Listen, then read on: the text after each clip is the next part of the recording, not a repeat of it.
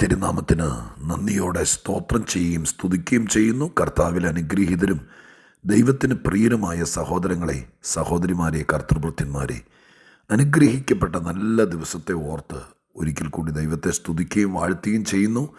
ഇന്നേ ദിവസവും ദൈവിക അനുഗ്രഹവും കൃപയൊക്കെ നമ്മുടെ മേൽ സർവശക്തൻ ചൊരിഞ്ഞിടട്ടെ, നമ്മെ ധന്യരാക്കട്ടെ, നിവരെ നിർത്തട്ടെ, വീണു പോകാതെ വണ്ണം തൃക്കരങ്ങളിൽ നമ്മളെ താങ്ങട്ടെ. എല്ലാവിധത്തിലും ദൈവത്തിൻ്റെ പക്ഷത്ത് നിന്ന് ഒത്തിരി അനുഗ്രഹങ്ങളാലും കൃപകളാലും നന്മകളാലും അവിടുന്ന് നമ്മെ നിറയ്ക്കട്ടെ എന്നുള്ള ആത്മാർത്ഥമായ പ്രാർത്ഥനയോടെ സർവശക്തനായ ദൈവത്തിന് സകല മഹത്വവും പുകഴ്ചയും സ്തുതിയും സ്തോത്രവും കരയറ്റിക്കൊണ്ട് ദൈവവചനത്തിന് മുമ്പിലിരിക്കുമ്പോഴൊക്കെയും ഹൃദയം നിറഞ്ഞ് ആത്മീക ചിന്തകൾ ധന്യമാക്കി തരുന്ന എൻ്റെ ദൈവത്തോട് ഒരിക്കൽ കൂടി സ്നേഹത്തോടെ ഞാൻ നന്ദിയും സ്തുതിയും സ്തോത്രവും കരയറ്റിക്കൊണ്ട് ഇന്ന് നാം ഒരുമിച്ച് ചിന്തിക്കാൻ ആഗ്രഹിക്കുന്ന ആത്മീക ചിന്തയിലേക്ക് നമ്മൾ കടക്കുകയാണ്. 109 സങ്കീർത്തനത്തിൻ്റെ 28 വാക്യം ഞാൻ നിങ്ങളെ വായിച്ചു കേൾപ്പിക്കാം. 109 സങ്കീർത്തനം 28 വാക്യം. അവർ ശപിക്കട്ടെ, ദൈവം അനുഗ്രഹിക്കണമേ. അവരെതിർക്കുമ്പോൾ ലജ്ജിച്ചു പോകട്ടെ, അടിയനോ സന്തോഷിക്കും. ഒന്നോടെ പറയാം. അവർ ശപിക്കട്ടെ, അങ്ങ് അനുഗ്രഹിക്കണമേ. അവരെതിർക്കുമ്പോൾ ലജ്ജിച്ചു പോകട്ടെ, അടിയനോ സന്തോഷിക്കും.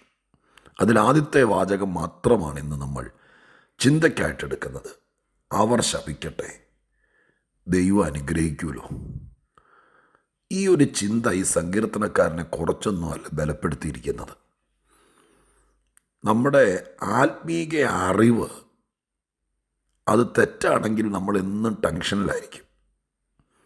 വേദപുസ്തകം നമുക്ക് തരുന്നത് ആത്മീകമായിരിക്കുന്ന ധന്യത, ആത്മീകമായിരിക്കുന്ന അറിവ്.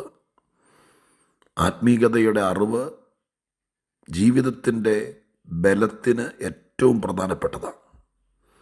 നമ്മളിൽ പലരും ധരിച്ചിരിക്കുന്ന ആത്മീക അറിവ് തെറ്റായ അറിവാണ്.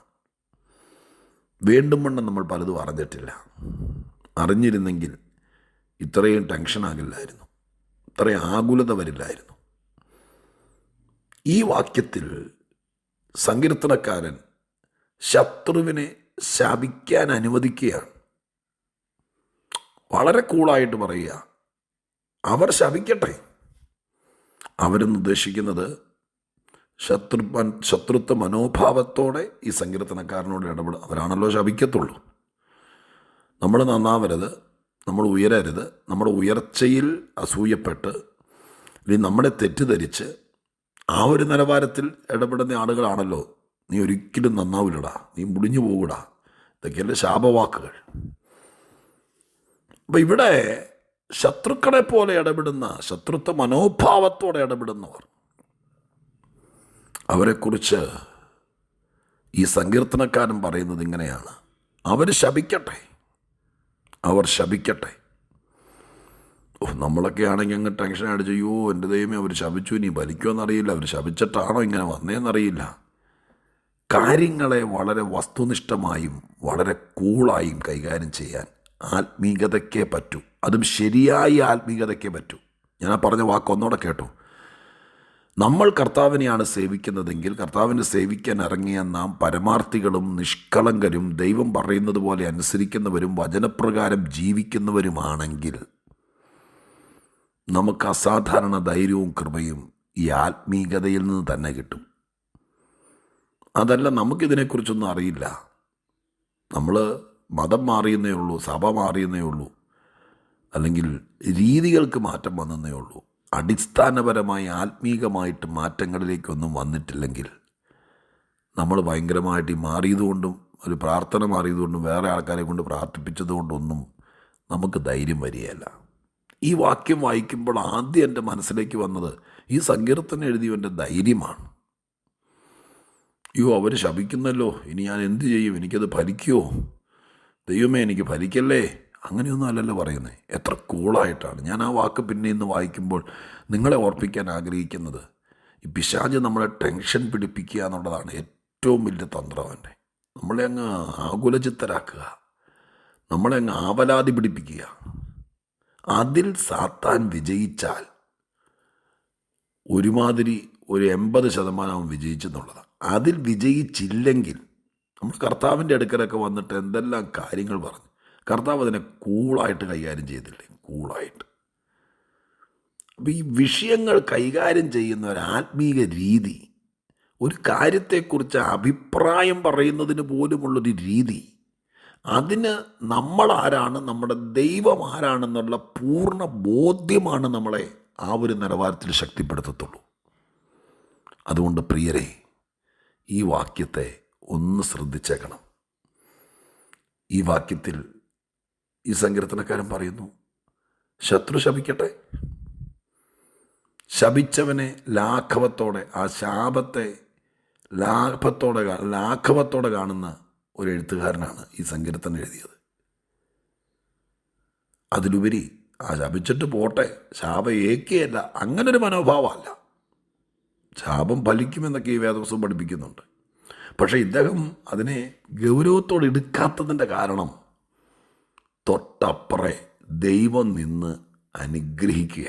അപ്പോൾ വാക്ക് കണ്ടോ, അവർ ശപിക്കുമ്പോൾ ദൈവമേ ഇവൻ്റെ വായടയ്ക്കണമേ, ഇവനെ ഞങ്ങളുടെ കൺമുമ്പിൽ നിന്ന് എങ്ങനെയെങ്കിലും പറിച്ചെറിയണമേ, ഇവൻ ഈ നാട്ടിൽ നീ കാണരുതേ, എൻ്റെ ദൈവമേ ഇത് നീ കേൾക്കുന്നില്ല. ഇങ്ങനെയല്ലല്ലോ പറഞ്ഞത്, ദൈവത്തോടെ പറയുന്നത്. ദൈവമേ അവർ ശപിക്കട്ടെ.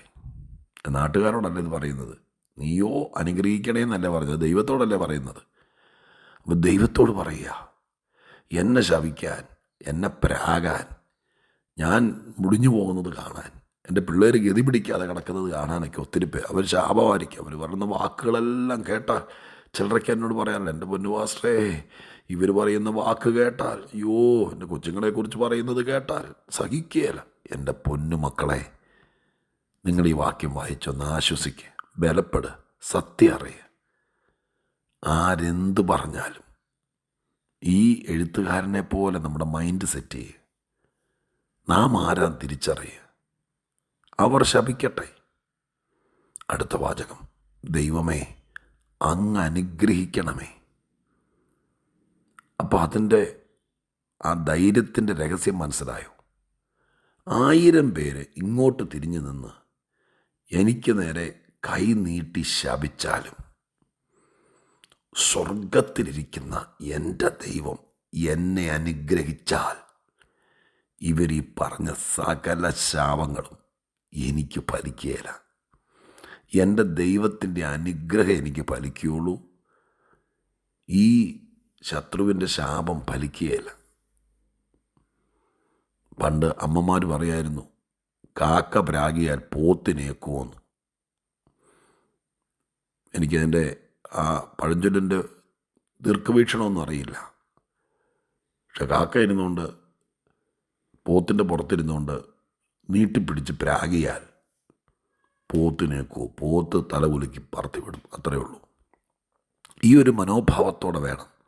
അകാരണമായി ആരെങ്കിലും നമ്മളെക്കുറിച്ച് പറയുകയോ, നമ്മുടെ പിള്ളേരെ എതിർക്കുകയോ, നമ്മൾ രക്ഷപ്പെടാതിരിക്കാൻ വേണ്ടി വാക്കുകൊണ്ടോ പ്രവൃത്തി കൊണ്ടോ എന്തെങ്കിലുമൊക്കെ ചെയ്താൽ ദൈവത്തോട് പറഞ്ഞേക്കണം, എൻ്റെ ദൈവമേ അവരെന്തെങ്കിലും കാണിക്കട്ടെ. സാധാരണ ദൈവം തൻ്റെ ദാസന്മാരെ വിട്ട് ഇങ്ങോട്ടാണ് പറയിപ്പിക്കേണ്ടത്, എൻ്റെ പൊന്നുമോനെ നീ മിണ്ടായിരിക്കുക, ഞാനല്ലേ ഉള്ളേ എന്ന് ഇങ്ങോട്ട് ആശ്വസിപ്പിക്കേണ്ടത്. ഇത് ദൈവത്തോട് അങ്ങോട്ട് പറയുക, എൻ്റെ ദൈവമേ അവരെന്നെങ്കിലും കാണിക്കട്ടെ, അവരെന്തെങ്കിലും പ്രവർത്തിക്കട്ടെ, അവരെന്നെങ്കിലും ആട്ടെ, അങ്ങനെ അനുഗ്രഹിച്ചാൽ മതി, അങ്ങനെ അനുഗ്രഹിച്ചാൽ മതി. അങ്ങനെയല്ലേ വാക്ക്? ദൈവത്തോട് പറ ദൈവമക്കളെ. ശത്രുത്വ മനോഭാവത്തോടെ നമ്മുടെ പുറകിൽ നിന്ന് മാറാതെ, നമ്മൾ പല കാര്യങ്ങളും വിട്ടുകളഞ്ഞിട്ടും നമ്മൾ മറന്നിട്ടും പിന്നെയും കുത്തിപ്പൊക്കി ചില നിലവാരത്തിനകത്തൊക്കെ നമുക്ക് വിരോധമായി പ്രാകുകയും പറയുകയൊക്കെ ചെയ്യുമ്പോൾ ദൈവത്തോട് പറ, എൻ്റെ ദൈവം ഞാനത് വലിയ കാര്യമൊന്നും ആക്കുന്നില്ല, എനിക്കൊരു ദൈവമുണ്ടല്ലോ, എന്നെ അനുഗ്രഹിക്കുന്നൊരു ദൈവമുണ്ടല്ലോ, ഇവരെല്ലാവരും കൂടി എന്തൊക്കെ പറഞ്ഞാലും അങ്ങനെ അനുഗ്രഹിക്കണമേ. നമുക്ക് ദൈവത്തോട് പറയാം, ആരും എന്തും പറയട്ടെ, അങ്ങനെ അനുഗ്രഹിക്കണമേ. ആ ഒരു മനോഭാവം നമുക്ക് കെട്ടിപ്പടുത്തിയെടുക്കാം. ഒരു കാര്യം കൂടി തർപ്പിച്ച് പറയാം, ദൈവത്തിൻ്റെ അനുഗ്രഹം നമ്മുടെ മേൽ വന്നാൽ, ഞാനത് തിരുവെഴുത്തിൽ നിന്ന് വളരെ വ്യക്തമായിട്ട് പ്രസംഗിച്ചിട്ടുള്ളതാണ്. ദൈവാനുഗ്രഹം നമ്മുടെ ശിരസിലിരിക്കുന്നിടത്തോളം കാലം ഒരാഭിചാരകനും നമ്മെ ശപിക്കാൻ പറ്റില്ല. അത് ബിലയാം സംഖ്യാപുസ്തകത്തിൽ പറയുന്നുണ്ട്. ദൈവം ഇവരെ അനുഗ്രഹിച്ചിരിക്കുന്നു, എനിക്കിവരെ ശപിക്കാൻ പറ്റുന്നില്ല, ശപിച്ചാലും പറ്റില്ല. അതുകൊണ്ട് മനസ്സൊരുക്കത്തോടെ നമുക്ക് ദൈവസന്നിധി നിന്നിട്ട് പറയാം, ദൈവമേ അങ്ങനെ അനുഗ്രഹിക്കണമേ, അവരെന്തെങ്കിലും കാണിക്കട്ടെ. അങ്ങനെയൊന്ന് മൈൻഡ് സെറ്റ് ചെയ്യാം. നമ്മൾ നയിക്കുന്നത് ആത്മീക ജീവിതമാണ്. ആത്മീക ജീവിതത്തിനൊരു അന്തസ്സുണ്ട്, അതിനൊരു പാറ്റേണുണ്ട്, അതിനൊരു രീതിയുണ്ട്. ശപിക്കുന്നവനെ തിരിച്ച് ശപിക്കുകയും ശപിക്കുന്നവനെതിരെ പ്രത്യേക പ്രാർത്ഥന ക്രമീകരിക്കുകയും അവനെ ബന്ധിക്കുകയും വെട്ടുകയും ഒന്നും ചെയ്യേണ്ടെന്നേ. അവനെ വെറുതെ വിടുന്ന, അവൻ്റെ വഴിക്ക് പോട്ടെ ശപിച്ചിട്ട്. നാം ദൈവാനുഗ്രഹത്തെ ഫോക്കസ് ചെയ്യാം. ദൈവം നമ്മളെ ശപിക്കാതിരിക്കട്ടെ. ദൈവം നമ്മളെ അനുഗ്രഹിക്കാതിരിക്കുന്ന ഒരു പരിപാടിയിലും പോയി തലയിടാതിരിക്കുക. ദൈവം നമ്മെ അനുഗ്രഹിക്കട്ടെ. ഞാനിനി പ്രാർത്ഥിക്കട്ടെ. പരിശുദ്ധ ദൈവമേ, ഞങ്ങളുടെ സ്വർഗീയ പിതാവേ, ഈ നല്ല ദിവസത്തിൽ തന്ന ദൈവിക ചിന്തയ്ക്കായി നന്ദി. ഞങ്ങളെല്ലാവർക്കും ഇതുപോലത്തെ വലിയ വലിയ പ്രശ്നങ്ങളുണ്ട് കർത്താവേ. ചിലരൊക്കെ അങ്ങ് പുറകെ നടന്ന് ഇല്ലാതാക്കാനുള്ള എല്ലാ കാര്യങ്ങളും ശപിക്കുക മാത്രമല്ല, പല പരിപാടികൾ നടക്കുന്നുണ്ടായിരിക്കും. അത് കണ്ട് പലപ്പോഴും അസ്വസ്ഥരാകുകയും തിരിച്ച് പ്രതികരിക്കുകയൊക്കെ ചെയ്തിട്ടുണ്ടപ്പ. ഇന്ന് ഈ വെളിപ്പാട് ഞങ്ങൾ ഏറ്റെടുക്കുന്നു. അവർ ശപിക്കട്ടെ, അങ്ങ് അനുഗ്രഹിച്ചാൽ മതി. അങ്ങയുടെ അനുഗ്രഹമാണ് ഞങ്ങൾക്ക് വലുത്.